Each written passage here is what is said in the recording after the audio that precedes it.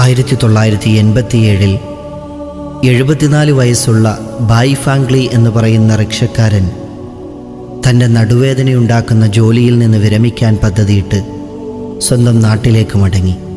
അവിടെ school fees താങ്ങാൻ കഴിയാത്തത്ര ദാരിദ്ര്യമായതിനാൽ വയലുകളിൽ ജോലി ചെയ്യുന്ന കുട്ടികളെ അദ്ദേഹം കണ്ടു. ടിയാൻജിനിലേക്ക് മടങ്ങിയ അദ്ദേഹം റെയിൽവേ സ്റ്റേഷന് സമീപം ഒരു ചെറിയ താമസ സ്ഥലം എടുത്ത് റിക്ഷക്കാരനെ പോലെ ജോലിക്ക് പോയി.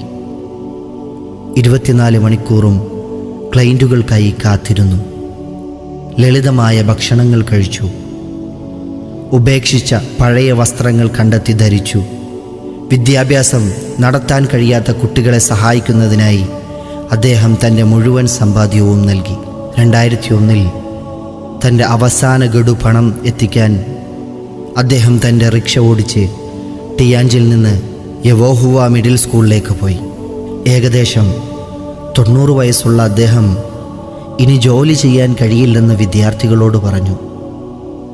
എല്ലാ വിദ്യാർത്ഥികളും അധ്യാപകരും കണ്ണീരിൽ കുതിർന്നു.